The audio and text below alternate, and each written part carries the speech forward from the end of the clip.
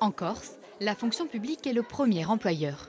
Alors, pour les différents syndicats en lice, l'enjeu des prochaines élections est majeur.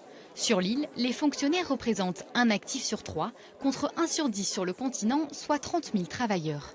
En première ligne, l'éducation nationale qui assure la part la plus importante.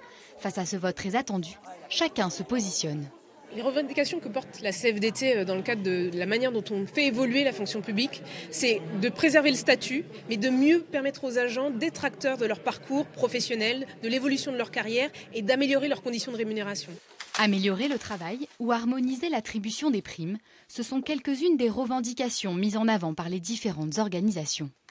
La CGT, dans la fonction publique comme dans le privé, c'est défendre les statuts, défendre les services publics, aussi bien pour les élus que les populations. On le voit aux finances publiques, par exemple, avec la volonté de maintenir des services de proximité. Dans les hôpitaux, on voit que les hôpitaux ne peuvent plus répondre aux besoins de santé des Corses et les salariés sont dans l'impossibilité de faire leur travail. De son côté, la STC avance ses pions. En 2014, le syndicat des travailleurs était arrivé en tête avec 32,6% des suffrages.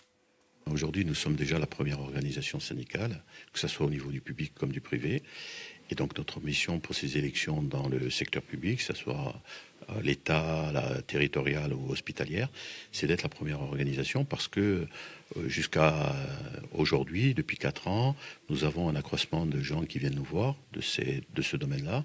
Objectif pour le STC, devenir aussi le premier dans l'enseignement. Résultat définitif attendu pour le 20 décembre prochain.